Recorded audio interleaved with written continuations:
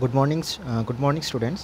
তো আজকে আমরা যে বিষয়টা নিয়ে আলোচনা করব সেটা হচ্ছে আলোর প্রতিসরণ।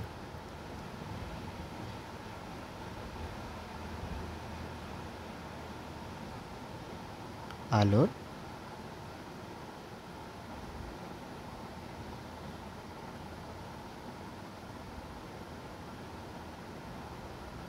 আলোর প্রতিসরণ। তো আমরা প্রথমে আলোচনা করব যে আলোর প্রতিসরণ কি, মানে এটা কিভাবে হয়। হ্যাঁ, এর কি কি বৈশিষ্ট্য, তার এইসব বিষয় নিয়ে আমরা আলোচনা করব প্রথমে। তো প্রথমত আমরা যদি এখানে একটা ছবির সাহায্যে যদি আমরা একটা বোঝাতে চাই যে এটা একটা, ধরে নিলাম এটা একটা বিভেদ তল, মানে ধরে নিলাম যে এটা একটা বিভেদ তল, আলো এইভাবে আসছে, ঠিক আছে। এটা উপরে একটা মাধ্যম এবং নিচে একটা মাধ্যম। আমি এর পরে আসবো যে মাধ্যম কি, কত প্রকারের হয়, আমি আসছি ধীরে ধীরে। তো দেখো, আলো ধরে নিলাম যে এই বিভেদ তলে এসে এসে পড়ছে আলো, ঠিক আছে। তো এটা হচ্ছে লম্ব, এটা হচ্ছে লম্ব, এটা হচ্ছে লম্ব। তাহলে এটা কি বললাম, এটা হচ্ছে বিভেদ তল, এটা হচ্ছে লম্ব বা অভিলম্ব বলতে পারো, অভিলম্ব। তো দেখো, প্রথমে একটি আলোক রশ্মি, একগুচ্ছ আলোক রশ্মি এসে এই বিভেদ তলে পড়েছে। আমরা যদি সবসময় খেয়াল রাখবে একটা জিনিস, যে যখনই আমরা আলোক রশ্মি খাতা এবং কলমে যখন আমরা আলোক রশ্মি ড্র করব, আমরা যদি আঁকবো চিত্রের মাধ্যমে আমরা যখন দেখাবো, তখন আলোক রশ্মি যখনই আমরা দেখাবো, তখন আলোক রশ্মিকে এইভাবে একটি তীর চিহ্ন দিয়ে, দেখো এখানে একটা তীর চিহ্ন দিয়ে আমরা সেটাকে প্রকাশ করব যে আলো এই যে এই দিক থেকে আলো এদিকে আসছে, এই দিক থেকে আলো এদিকে আসছে, এই যে এইভাবে, ঠিক আছে। আমি এই তীর চিহ্নের সাহায্যে এটা বোঝাতে চাইলাম যে আলো উপর থেকে নিচের দিকে আসছে, ঠিক আছে। ওকে, এবার দেখো, আমরা এইখানে যখন আলোর প্রতিফলন পড়েছিলাম, তখন এইখানে আমরা কি খেয়াল করেছিলাম যে আলো আলো যে মাধ্যমে আসে আবার সেই মাধ্যমে ফিরে যায়। তো আজকের টপিকে আমরা যে বিষয়টা নিয়ে আলোচনা করব, আলো যখন এসে এখানে আপতিত হয়, তো এইটাকে তাহলে এই রশ্মিটাকে কি বলে? আপতিত রশ্মি, আপতিত রশ্মি। ওকে, আচ্ছা, তাহলে এটা অভিলম্ব এবং এটা বিভেদ তল। তো আমরা প্রতিফলনে পড়েছিলাম আলো একটি নির্দিষ্ট আপতন কোণে আপতিত হয় বিভেদ তলের উপরে, এবং সেই সমান কোণে, সমান আপতন কোণে সে আবার প্রতিফলিত হয়। তো এই থিটাটা হচ্ছে থিটা, যদি আপতন কোণটাকে আমি থিটা 1 বলি এবং প্রতিফলন কোণকে যদি আমি থিটা 2 বলি, তাহলে আমরা পড়েছিলাম থিটা 1 = থিটা 2। স্নেলের সূত্র অনুযায়ী আমরা পড়েছিলাম কি থিটা 1 এবং থিটা 2। ওকে, ওকে। তো এবার দেখো, তো আমরা এবার আলোক রশ্মি, আমি বলেছি যে আলোক রশ্মি যখনই আমরা চিত্রের সাহায্যে দেখাবো, তখন আলোর রশ্মি কোন দিক থেকে কোন দিকে যায় সেটা একটা তীর চিহ্নের সাহায্যে আমরা দেখাবো। তো দেখো, এইটা হচ্ছে বিভেদ তল, আলোর বিভেদ তল। তো ধরো সাপোজ আলো এইভাবে এটা হচ্ছে আলো অভিলম্ব, ঠিক আছে, বিভেদ তলের উপরে একটা অভিলম্ব। তো আলো এইভাবে আসলো আপতিত হলো এবং এইভাবে বেরিয়ে গেল, তাই তো, এইভাবে বেরিয়ে গেল। এটা হচ্ছে আপতিত রশ্মি, এটা হচ্ছে লম্ব, এবং এটা হচ্ছে প্রতিফলিত রশ্মি, ঠিক আছে। আলো সমান সমান মাধ্যম, ঠিক আছে, সে সমান মাধ্যমে আলো প্রতিফলিত হয়। তো আমি যদি রশ্মি চিত্র দিয়ে দেখাই, তাহলে দেখো এটা দেখা যায়, আলো এইভাবে চলে গেল, ঠিক আছে, আলো এই মাধ্যমে চলে গেল। তো এটাকে কি বলবো তাহলে? এটাকে বলবো প্রতিফলিত রশ্মি। প্রতিফলিত রশ্মি। ঠিক আছে, তো এবার দেখো আজকে আমরা আলোর প্রতিসরণের যে বিষয়টা নিয়ে আলোচনা করব। তো আলো একগুচ্ছ আলোক রশ্মি কী হয়, প্রথমে একটি স্বচ্ছ মাধ্যমে আপতিত হয় এবং তার একাংশ দেখো প্রতিফলিত হয়। ঠিক আছে, তো প্রথম মাধ্যমে আবার ফিরে যায়, প্রতিফলিত হয়ে আবার প্রথম মাধ্যমে ফিরে যায়। কিন্তু আজকে যেটা পড়ব সেটা হচ্ছে যে আলো শুধুমাত্র আলোর একটা অংশ শুধু প্রতিফলিত হয়, কিন্তু আরেকটা অংশ কিন্তু একটা দ্বিতীয় মাধ্যমে গিয়ে কিন্তু পড়ে, দ্বিতীয় মাধ্যমে গিয়ে কিন্তু প্রবেশ করে। ঠিক আছে, সেই আলোর প্রতিফলিত রশ্মিটা যদি প্রতিসৃত রশ্মিটা যদি আমি দেখাই, তাহলে দেখো এইভাবে, এটা ঠিক আছে। তো এটাকে ধরো আমি নাম দিলাম আলফা। ওকে, আলফা। তো এটা হচ্ছে তাহলে আলো এইভাবে আসছে এবং এইভাবে, তাহলে দেখো আবার দেখো আমার হাতটা দিয়ে খেয়াল করো। তো এটা হচ্ছে আলোর, এটা হচ্ছে লম্ব, এটা হচ্ছে আপতন কোণ, এটা হচ্ছে প্রতিফলন কোণ।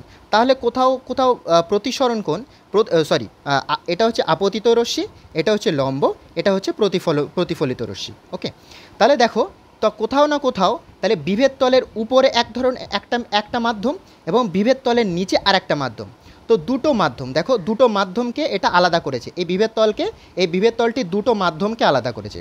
তো উপরে একটা মাধ্যম এবং নিচে একটা মাধ্যম। তো নিচের মাধ্যমে আলোর সেই অবশিষ্ট অংশ নিচের মাধ্যমে দেখো এইভাবে আসে, এইভাবে প্রতিসৃত হয়। ঠিক আছে, এইভাবে কিন্তু প্রতিসৃত হয়। এটা দেখো ভালো করে দুটো শব্দের মধ্যে পার্থক্য দেখো।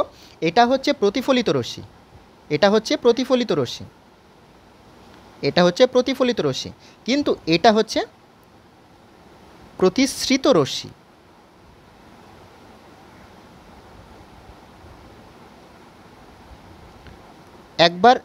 একবার তোমরা একটু পেন পেপারে লেখো যে আপতিত রশ্মি কোনটা, প্রতিফলিত রশ্মি কোনটা এবং প্রতিসৃত রশ্মি কোনটা। স্টুডেন্টস দেখো, আমি যদি আলোর রশ্মি চিত্র যার কনসেপ্টটা যার সবচেয়ে মানে ভালো হবে, তার কিন্তু পরবর্তীকালে যখন আলোর আরও আমরা প্রপার্টিস পড়ব, যখন বিভিন্ন নিউমেরিক্যাল সলভ করব, তখন কিন্তু আমাদের সুবিধা হবে যে এই আলো কোন দিক থেকে আসছে এবং এবং কত কোণে সে আপতিত হচ্ছে, কত কোণে সে প্রতিফলিত হচ্ছে এবং কত কোণে সে প্রতিসৃত হচ্ছে। ঠিক আছে, তো দেখো এটা হচ্ছে এই θ1টা হচ্ছে আমরা ডিসকাস করেছিলাম, θ1টা হচ্ছে আপতন কোণ,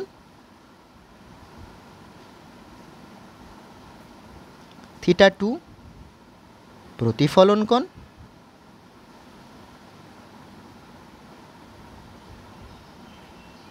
এবং আলফা প্রতিসরণ কোণ।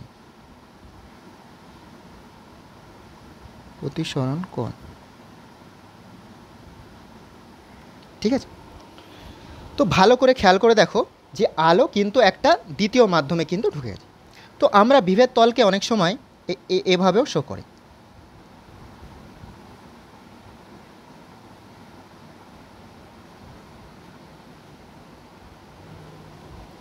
ঠিক আছে, তো তাহলে হ্যাঁ, তো এবার দেখো যে আমরা তাহলে আলোর প্রতিসরণ তাহলে কাকে বলবো, তাহলে এভাবে বলবো যে একগুচ্ছ আলোক রশ্মি যখন একটি নির্দিষ্ট কোণে আপতিত হয় এবং প্রতিফলনের পরে এবং কিছু অংশ প্রতিফলিত হয় এবং অবশিষ্ট অংশ দেখো, যখন অবশিষ্ট অংশ কী হয়, অবশিষ্ট অংশ যখন নূতন কোনো মাধ্যমে প্রবেশ করে, তখন সেটি নূতন মাধ্যমে প্রবেশ করে এবং সেটি আলোর অভিমুখ পরিবর্তন হয় সেক্ষেত্রে। তাই তো দেখো আলোর অভিমুখ পরিবর্তন হচ্ছে, আলোর দিক পরিবর্তন হয়ে একটা মাধ্যম থেকে অপর মাধ্যমে যাচ্ছে। তো সেক্ষেত্রে কি বলবো যে আলো আপতিত হয়ে আলোক রশ্মি অভিমুখ পরিবর্তন করে অপর একটি মাধ্যমে প্রবেশ করে, সেই অপর মাধ্যমে প্রবেশ করার ঘটনাকেই বলা হয় আলোর প্রতিসরণ। দেখো সেই নূতন একটা মাধ্যমে প্রবেশ করার যে ঘটনা, সেই ঘটনাকেই বলে আলোর প্রতিসরণ। এই তো তাহলে আলোর প্রতিসরণ।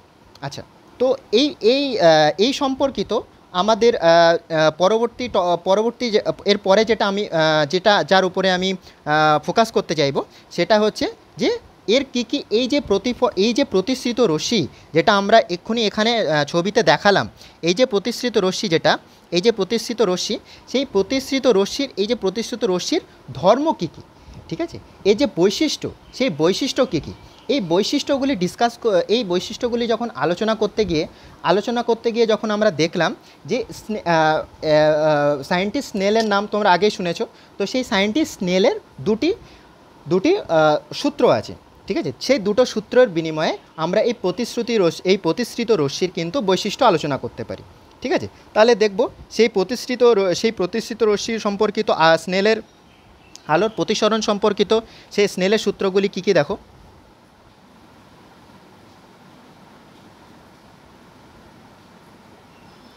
আলোর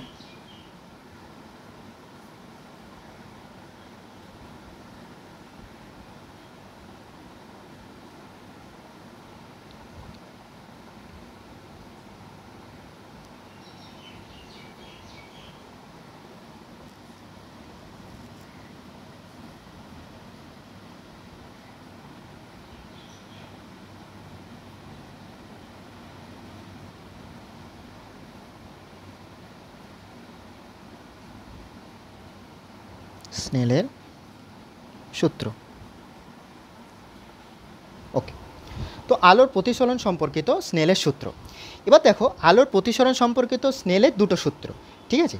তো প্রথমে যেটা সেটা হচ্ছে প্রথমে সূত্রটা কি, যে আপতিত রশ্মি, দেখো এই যে আপতিত রশ্মি, ঠিক আছে, এই যে আপতিত রশ্মি এবং প্রতিসৃত রশ্মি এবং আপতন বিন্দু, এটা হচ্ছে আপতন বিন্দু, এই আপতন বিন্দুতে দুই মাধ্যমের বিভেদ তল, ঠিক আছে, দুই মাধ্যমের যে বিভেদ তল উপর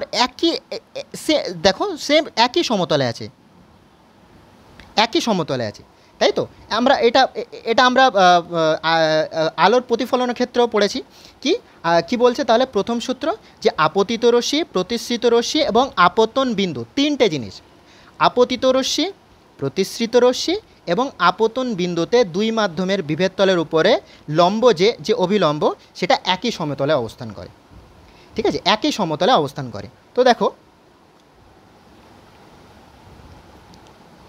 যদি এটা আমরা এখানে লিখি,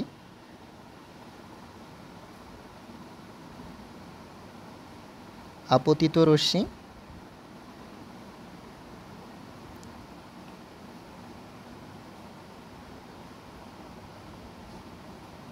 প্রতিসৃত রশ্মি এবং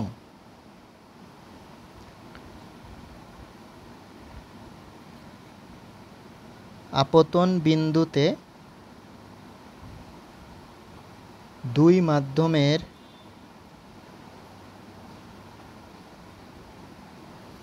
বিভেদ তলের উপর লম্ব, বিভেদ তলের উপর লম্ব একই সমতলে অবস্থান করে। ভালো করে খেয়াল করে দেখো এটার মানে কি,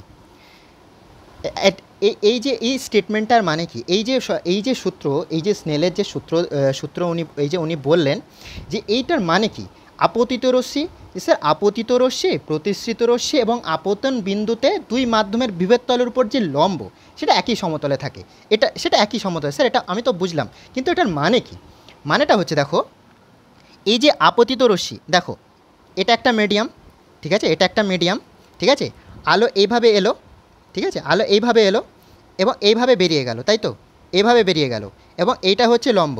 তাহলে দেখো এটা একটা সেম প্লেনে নয়, এটা একটা সেম প্লেন নয়, ভালো করে খেয়াল করে দেখো এটা একটা সেম প্লেনে, ঠিক আছে, তো একই তলে কিন্তু অবস্থান করছে, একই তলে, তাই তো, সেটাই বলছে যে এরা একই তলে, মানে ধরো সাপোজ আলো এই মাধ্যমে আসছে, এই মাধ্যমে বেরিয়ে গেল, সেরকম নয়, আলো এই মাধ্যমে এসছে এবং সেম তলে, একই তলে কিন্তু ওরা আবার কিন্তু প্রতিসৃত হলো। অন্য একটা তল, এটা একটা তল, যেমন এটা একটা তল, এটা একটা তল, এটা একটা তল, তাই তো, বিভিন্ন তল আছে। তো দেখো যে মাধ্যমে আপতিত হলো এবং অন্য একটা মাধ্যমে কিন্তু সে প্রতিসৃত, অন্য একটা সেম তলে অন্য একটা মাধ্যমে কিন্তু সে প্রতিসৃত হলো, তাই তো। এবং দেখো এই যে লম্ব, এই যে বিভেদ তলের উপর যে লম্ব, এই যে বিভেদ তলের উপর যে লম্বটা, সেটাও কিন্তু দেখো সেম মিডিয়াম, সরি সেম একই তলে কিন্তু অবস্থান করছে, একই তলে কিন্তু অবস্থান করছে, তাই তো। তাহলে এটা বোঝা গেল। নেক্সট দেখো, নেক্সট যেটা, সেটা হচ্ছে যে আপতন কোণের সাইন। এই যে আপতন কোণ যেটা, এই যে আপতন কোণ, এটা আপতন কোণের সাইন এবং প্রতিসরণ কোণের সাইন, খেয়াল করো দেখো, আপতন কোণের সাইন এবং প্রতিসরণ কোণের সাইনের অনুপাত ধ্রুবক হয়, ঠিক আছে, এটা নূতন, ঠিক আছে। তাহলে আমি এখানে কি লিখব,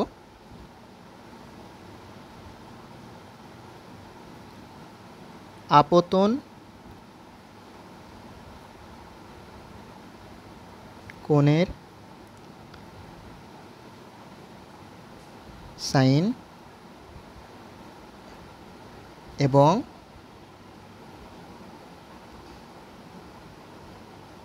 প্রতিসরণ কোণের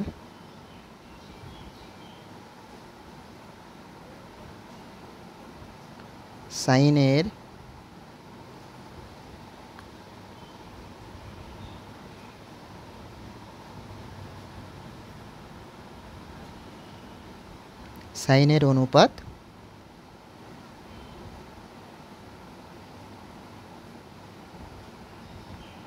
ধ্রুবক হয়। দেখো এখানে আপতন কোণ কোনটা, দেখো আপতন কোণ θ1, তাই তো। এবং প্রতিসরণ কোণ কোনটা, প্রতিসরণ কোণটা দেখো আলফা, এবং বলেছে যে কিছুই নয় সাইন থিটা আপন সাইন আলফা, তাই তো। অতএব সাইন θ1 আপন সাইন আলফা, তাহলে এটা ধ্রুবক হবে, তাই তো, এটা ধ্রুবক হবে।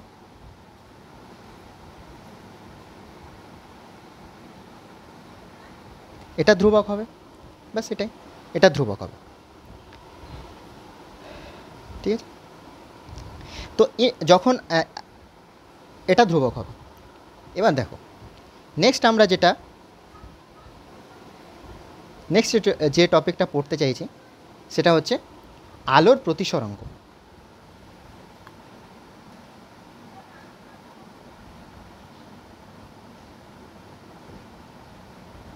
আলোর প্রতিসরাঙ্ক,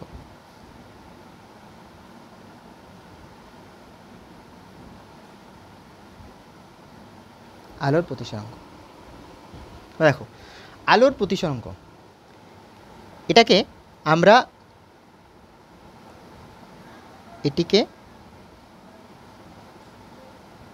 আমরা মিউ হিসেবে চিহ্নিত করি।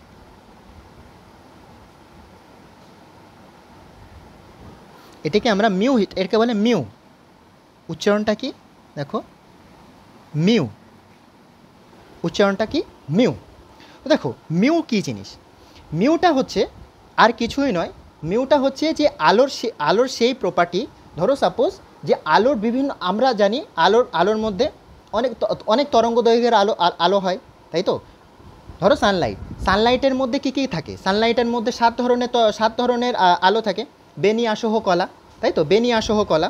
তো এই মিউটা ডিপেন্ড করে যে আলো কতটা বেঁকে যাবে। দেখো এই যে আলো এক মাধ্যম থেকে অপর মাধ্যমে এসছে, তো এই মিউয়ের জন্যই কিন্তু আলো দিক পরিবর্তন করে, ঠিক আছে, এই মিউয়ের জন্যই কিন্তু আলো দিক পরিবর্তন করে, তাই তো। আমরা খেয়াল করে দেখব যে মিউ এর জন্যই কিন্তু এই আলো দিক পরিবর্তন করে। ধরো সাপোজ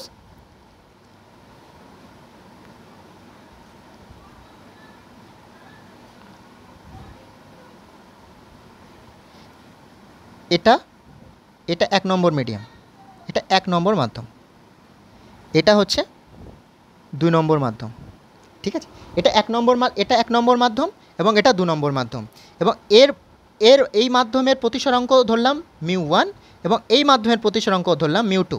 তাহলে দেখো দুটো 2 মাধ্যম, ঠিক আছে, একটা মাধ্যমের প্রতিসরাঙ্ক কী ধরলাম μ1 এবং আরেকটা মাধ্যমের প্রতিসরাঙ্ক কী ধরলাম μ2। এবার দেখো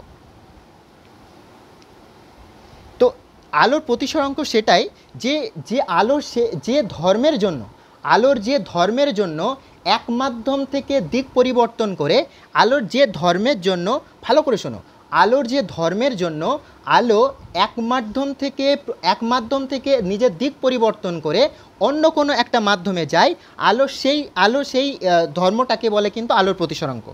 ঠিক আছে, আলোর সেই ধর্মটাকেই বলে কিন্তু আলোর প্রতিসরাঙ্ক। ওকে, তো তাহলে বিজ্ঞানী স্নেল যেটা বলেছিলেন সেটা হচ্ছে সাইন থিটা 1 আপন সাইন আলফা, সেটাই হচ্ছে মিউ এর মান, সেই ধ্রুবক, এটা একটি ধ্রুবক। ঠিক আছে, তো এটি একটি ধ্রুবক,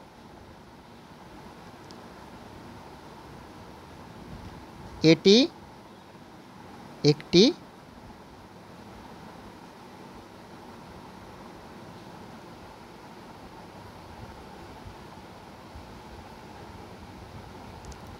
তো এটিকেই, আচ্ছা,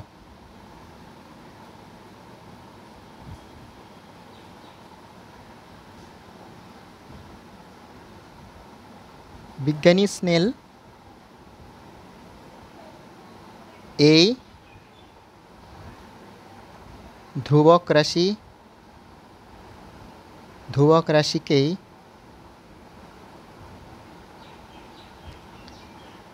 মিউ হিসেবে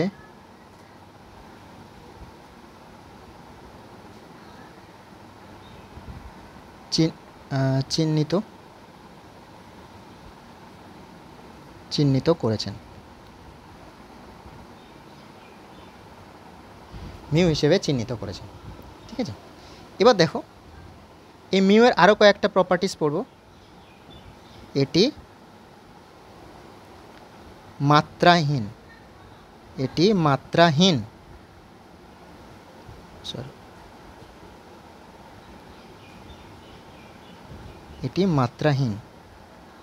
এবং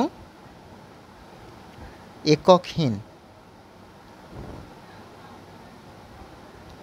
রাশি, মানে এর কোনো মাত্রাও নেই এবং এর কোনো একক নেই। মাত্রা মানে কি, তাহলে am not, L not, T not, তাই তো, am not, L not, T not, এবং একক মানে এটি একটি এককহীন, এর কোনো একক নেই। ঠিক আছে, এর কোনো একক নেই। তাহলে স্নেলের সূত্র অনুযায়ী,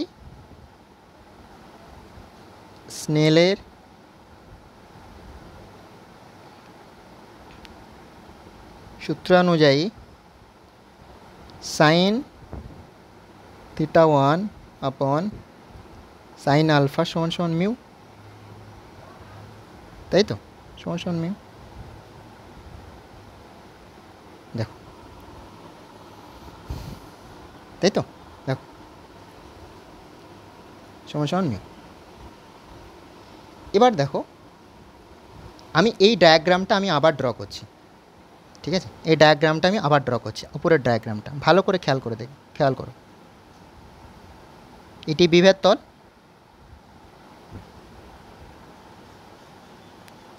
এটি অভিলম্ব, তাহলে আলো এই মাধ্যমে এলো, এভাবে এলো এবং আলো প্রতিসৃত হয়ে এই মাধ্যমে চলে গেল।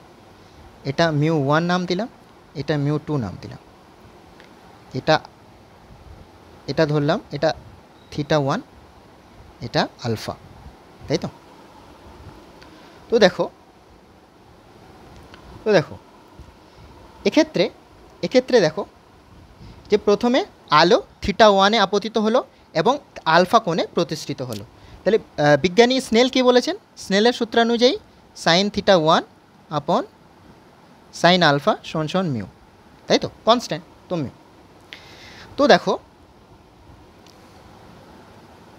এই মিউটা আমি কিভাবে লিখব, এই মিউটা কিভাবে লিখবো আমি এই মিউটা, ঠিক আছে, সে কিভাবে লিখব এবার সেটা দেখো। তো আলো যে মাধ্যমে আসে, ঠিক আছে, আলো যে মাধ্যমে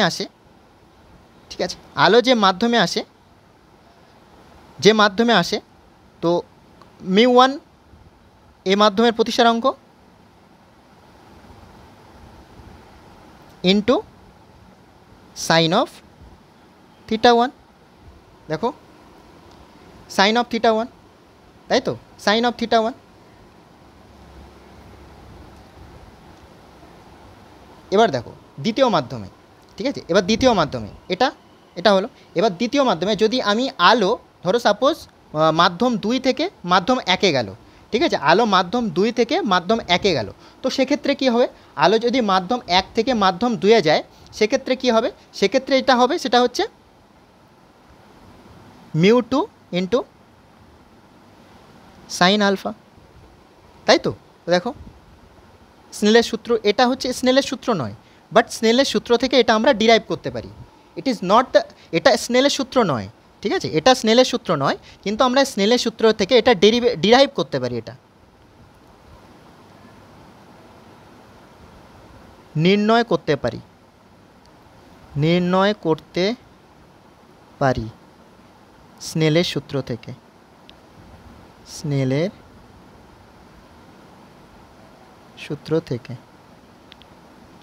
সূত্র থেকে নির্ণয় করতে পারি এটা, ঠিক আছে, স্নেলের সূত্র থেকে নির্ণয় করতে পারি। আচ্ছা, তাহলে আলোর প্রতিসরাঙ্ক বোঝা গেল, এবং আলোর প্রতিসরাঙ্কের সঙ্গে স্নেলের যে সূত্র সেটার মেলবন্ধনও বোঝা গেল, তাই তো। আচ্ছা, নেক্সট টপিকে একটা ছোট্ট টপিক এখানে আছে, ছোট্ট টপিক তো একটা ডিসকাস করি।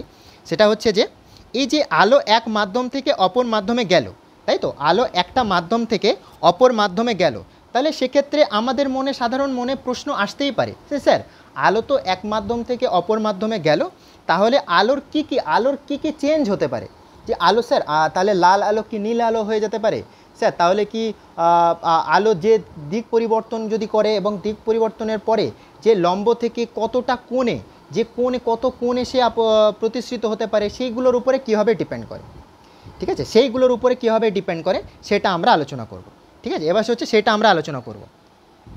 তো দেখো যখন আলো এক মাধ্যম থেকে অপর মাধ্যমে যায়, ঠিক আছে, আলো যখন এক মাধ্যম থেকে অপর মাধ্যমে যায়, তো তখন কি হয়, আলো যখন এক মাধ্যম থেকে অপর মাধ্যমে যায় তখন আলোর ভেলোসিটি, ওয়েভলেন্থ এইগুলো চেঞ্জ হয়, ঠিক আছে। ভেলোসিটি মানে কি, আলোর বেগ, এবং ওয়েভলেন্থ মানে কি আলোর তরঙ্গ দৈর্ঘ্য। তাহলে আলোর বেগ এবং আলোর তরঙ্গ দৈর্ঘ্য, ঠিক আছে, এই দুটো জিনিস চেঞ্জ হয়। কিন্তু মজার ব্যাপার এটা, কিন্তু আলোর ফ্রিকোয়েন্সির কিন্তু কোনো রকম চেঞ্জ হয় না, মানে আলোর যে কম্পাঙ্ক, ঠিক আছে, যে আলোক রশ্মির যে কম্পাঙ্ক, সেই কম্পাঙ্কে চেঞ্জ হয় না। তাহলে একটু মাথায় বুদ্ধি খাটিয়ে দেখো যে আলোর কম্পাঙ্ক যদি চেঞ্জ না হয়, যদি আলোর কম্পাঙ্কের যদি কোনো রকম চেঞ্জ না হয়, তাহলে কি আলোর কালারের কোনো রকম চেঞ্জ হতে পারে না স্যার। তাহলে আলোর কালারের কোনো রকম চেঞ্জ হবে না, আলোক রশ্মি কালারে কোনো রকম চেঞ্জ হবে না। তাহলে শুধুমাত্র দুটো জিনিস চেঞ্জ হয়, মনে রাখবে। তাহলে কি চেঞ্জ হয়, সেটা হচ্ছে আলোর বেগ এবং আলোর তরঙ্গ দৈর্ঘ্য। সেটা আমরা কিছুক্ষণ পরে জানবো যে আলোর বেগ এবং আলোর তরঙ্গ দৈর্ঘ্য কীভাবে চেঞ্জ হয়। কিন্তু কি চেঞ্জ হয় না দুটো জিনিস, সেটা হচ্ছে আলোর কম্পাঙ্ক, আলোক রশ্মির কম্পাঙ্ক, এবং আলোক রশ্মির বর্ণ, এই দুটো জিনিস চেঞ্জ হয় না, এই দুটো জিনিস পরিবর্তন হয় না। ওকে, তাহলে আমি এটা লিখে দিই।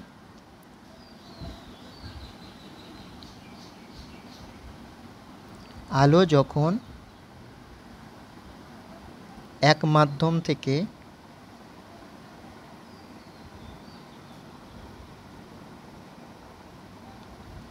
অপর মাধ্যমে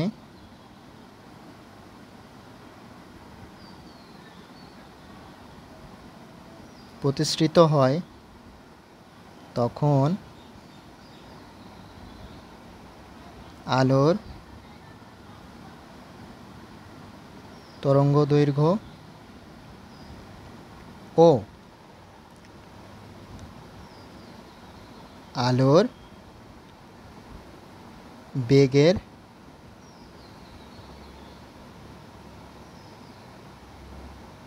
পরিবর্তন হয়, কিন্তু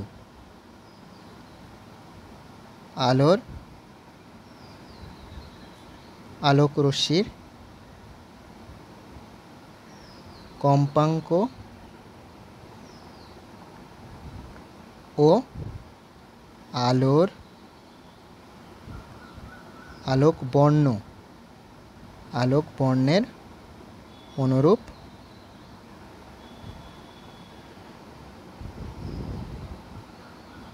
পরিবর্তন হয় না। মনে থাকবে, তাহলে এটা খুবই ইম্পর্ট্যান্ট একটা পয়েন্ট, তাই তো? এটা খুবই একটা ইম্পর্ট্যান্ট পয়েন্ট। আচ্ছা, এর পরের টপিক যেটা আসবো সেটা হচ্ছে যে আলোর যে আপেক্ষিক প্রতিসরাঙ্ক, আলোর আপেক্ষিক প্রতিসরাঙ্ক। দেখো, আলোর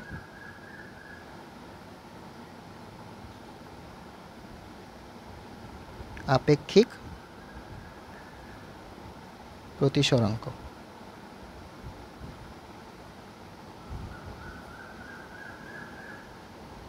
আলোর আপেক্ষিক প্রতিসরাঙ্ক।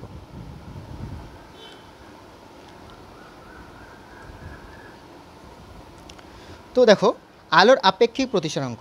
তো যখন আলোকরশ্মি একটা মিডিয়াম থেকে অন্য একটা মিডিয়ামে যায়, তাই তো? যখন আলোকরশ্মি একটা মিডিয়াম থেকে অপর একটা মিডিয়ামে যায়, তখন সেই দুটি মাধ্যমের আপেক্ষিক প্রতিসরাঙ্ক কি হয়? আপেক্ষিক প্রতিসরাঙ্ক মানে আমরা বুঝতেই পারছি যে আপেক্ষিক মানে কি, অন্য একজনের সাপেক্ষে আরেকজন, দুজনকে কম্পেয়ার করা হচ্ছে যে অন্য একজনের সাপেক্ষে আরেকজন, তাই তো? ধরো সাপোজ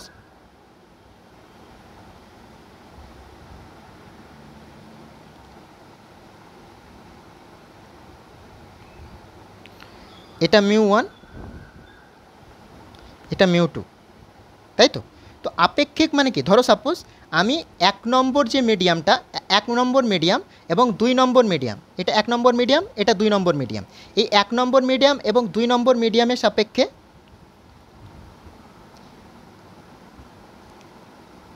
এক নম্বর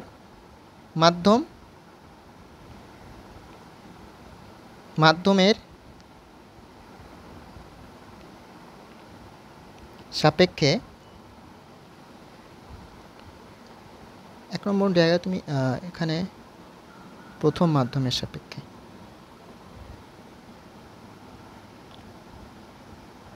প্রথম মাধ্যমের সাপেক্ষে দ্বিতীয় মাধ্যমের প্রতিসরাঙ্ক কীভাবে লিখব? 1 μ2, এটা 1 μ2। তো 1 μ2টাকে কীভাবে লেখা যায়? 1 μ2টাকে প্রথমে μ2 আপন μ1। ওকে, তো দেখো আমরা এতক্ষণ যে এতক্ষণে মিউ লিখছিলাম, যে শুধুমাত্র তখন থেকে মিউ লিখছি, এ মিউয়ের পাশে কিন্তু 1 আছে, এই মিউয়ের পিছনে 1 আছে, এই মিউটা, এই 1টা কি? শূন্য মাধ্যমের প্রতিসরাঙ্ক, শূন্য মাধ্যমের প্রতিসরাঙ্ক, শূন্য মাধ্যমের প্রতিসরাঙ্ক। এই 1টা হচ্ছে শূন্য মাধ্যমের প্রতিসরাঙ্ক।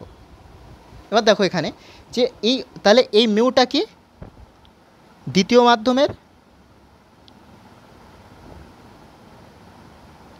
মাধ্যমের প্রতিসরাঙ্ক।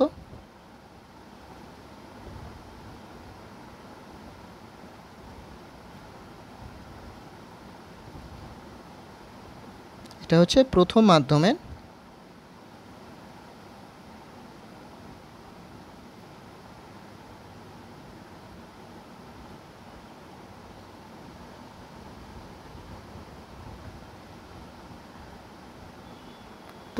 প্রতিসরাঙ্ক। ঠিক আছে, তো এটা বক্স করে দিলাম, ঠিক আছে এটা। আচ্ছা, এরপরে আমরা যেটা ডিসকাস করব সেটা হচ্ছে যে আলোর বেগ কিভাবে পরিবর্তন হয়।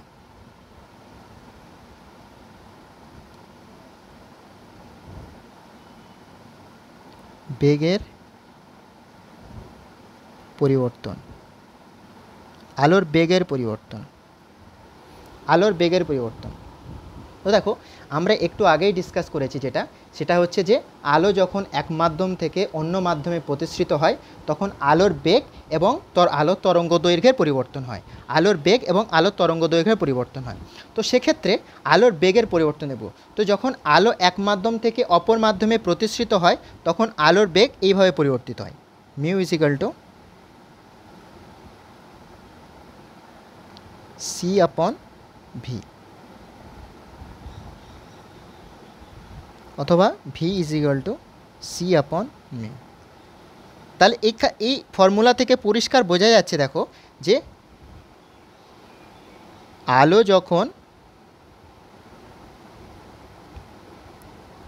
একটি মাধ্যম থেকে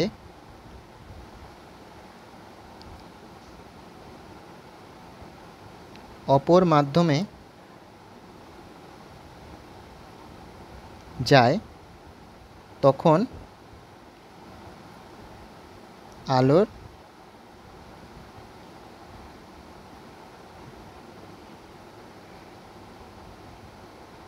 পরিবর্তন হয়, তখন আলোর বেগের পরিবর্তন হয়, তাই তো? তো এখানে আমি আরেকটা জিনিস যেটা ডিসকাস করব সেটা হচ্ছে, এতক্ষণ ধরে আমরা শুধু দুটো মাধ্যমই পড়ছিলাম, তাই তো? তো যে স্যার এই যে দুটো আপনি যে এতক্ষণ ধরে বলছেন যে আলোর দুটো মাধ্যম, বারবার বলছেন আলোর দুটো মাধ্যম, এই মাধ্যম দুটো মাধ্যম কেন? এই দুটো মাধ্যম বলতে আপনি কি বোঝাতে চাইছেন, তাই তো? এই দুটো মাধ্যম বলতে আলোর কি বোঝাতে চাইছেন আপনি, সেটা এরপরে সেটা আমি এরপরে সেটা নিয়ে ডিসকাস করবো। দেখো, আলোর মাধ্যম,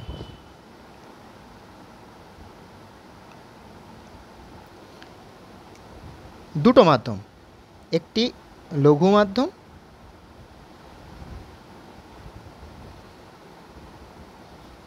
আর একটি গুরু মাধ্যম।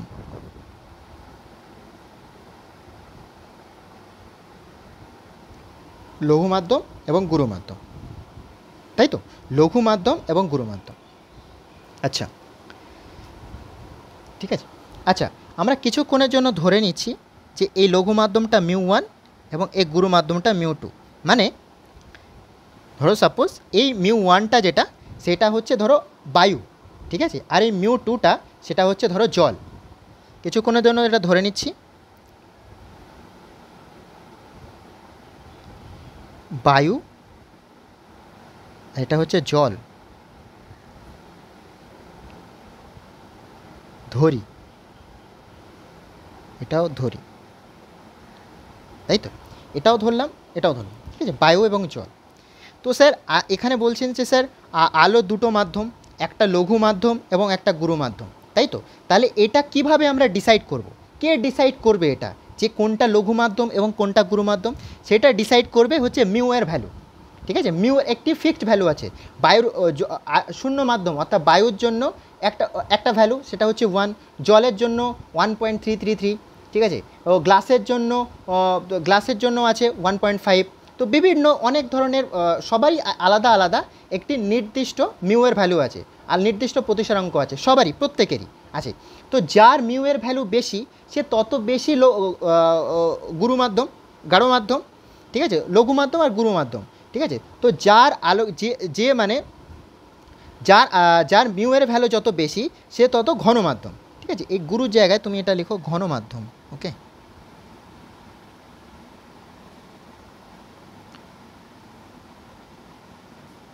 ঘন মাধ্যম, যার মিউ এর ভ্যালু যত বেশি তাহলে সে তত বেশি ঘন মাধ্যম, তাহলে মিউর সে তত বেশি ঘন। তাহলে আমরা এখানে লিখতে পারি μ1 ইজ গ্রেটার দ্যান μ2, তাই তো? এটা আমরা লিখতে পারি যে μ1 ইজ গ্রেটার দ্যান μ2, ঠিক আছে? তো আলোর দুটো মাধ্যম নিয়ে আমরা আলোচনা করলাম। তাহলে আলোর যখন মাধ্যম নিয়ে আলোচনা করলাম, তাহলে নেক্সট টপিক যেটা আসছে সেটা হচ্ছে যে কি, তাহলে আলোর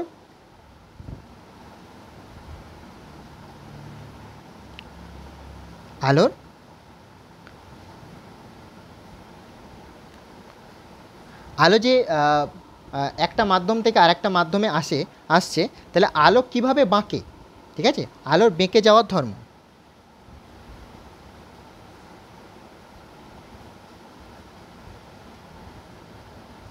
আলোর বেঁকে যাওয়ার ধর্ম, আলোর বেঁকে যাওয়ার ধর্ম। তো দেখো,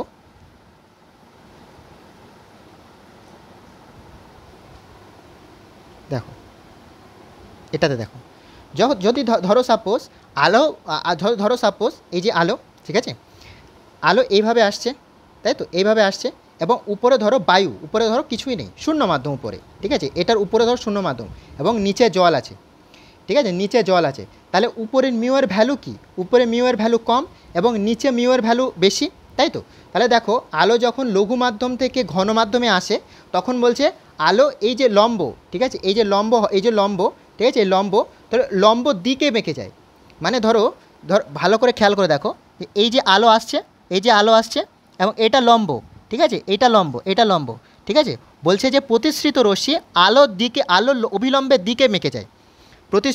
প্রতিসৃত রশ্মি কোথায়, কোন দিকে মেকে যায়? প্রতিসৃত রশ্মি হচ্ছে আলোর দিকে মেনে যায়, ঠিক আছে। প্রতিসৃত রশ্মি আলোর দিকে মেকে যায়। হ্যাঁ, প্রতিসৃত রশ্মি কোন দিকে মেকে যায় বলো? আলোর অবিলম্বের দিকে মেকে যায়। তাহলে আমি এটা এখানে লিখি।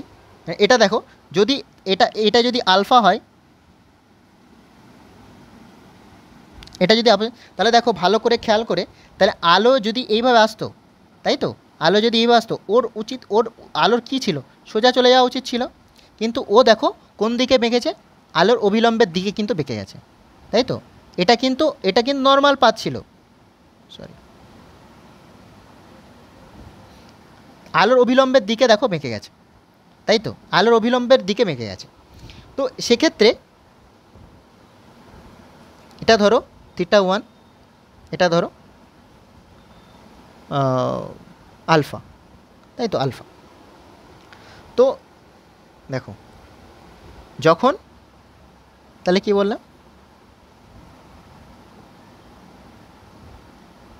যখন μ1 লেস দ্যান μ2, তাই তো, এটা μ1, এটা μ2। ভালো করে দেখো, আলো এই যে এলো, এভাবে মেকে গেল, অবিলম্বের দিকে মেকে গেল, তাই তো। আলো যাওয়া উচিত ছিল এই বরাবর, কিন্তু ও অবিলম্বের দিকে মেকে গেল।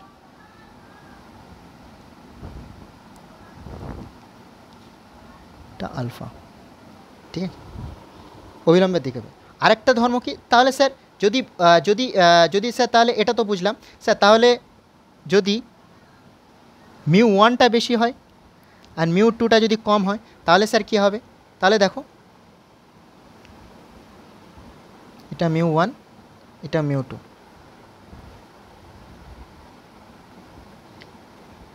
আলো আপতিত হলো এবং আলো অবিলম্ব থেকে ওদিকে চলে যায়। ও যাওয়ার কথা ছিল এইভাবে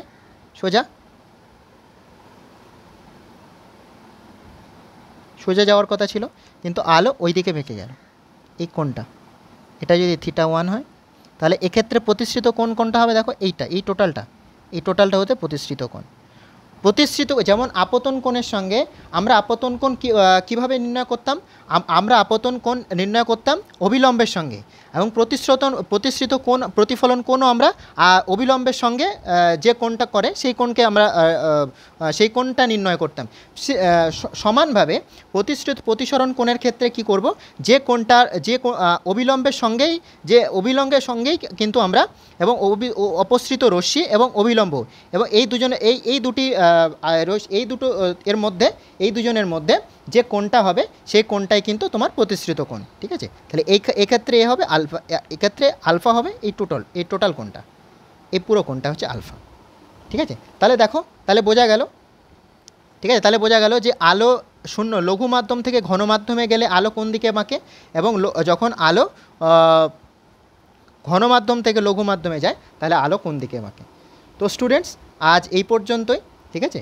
তো তোমরা আমি যতটা পড়ালাম, ঠিক আছে, ততটা খুব ভালো করে প্রথমে আগে রিভিশন দেবে, এবং নিজে নিজে এই রে ডায়াগ্রাম, মানে এই যে আলোক রশ্মি চিত্র সেটা খুব ভালো করে কিন্তু তোমরা বাড়িতে একবার করে প্র্যাকটিস করবে, ঠিক আছে। প্রত্যেকটা রে ডায়াগ্রাম কিন্তু তোমরা একে ছোটো করে রে ডায়াগ্রামগুলো একে কিন্তু তোমরা প্র্যাকটিস করবে। যত প্র্যাকটিস করবে, যত রে ডায়াগ্রাম বুঝতে পারবে, তত কিন্তু তোমরা ইন ফিউচার যখন কোশ্চেন আনসার সলভ করবে, যখন নিউমেরিক্যাল সলভ করবে, তখন কিন্তু তোমাদের ক্ষেত্রে সেটা খুব ইজি হবে। ওকে, ধন্যবাদ বাচ্চা, ধন্যবাদ স্টুডেন্টস। আজকে তাহলে এই পর্যন্তই, ধন্যবাদ।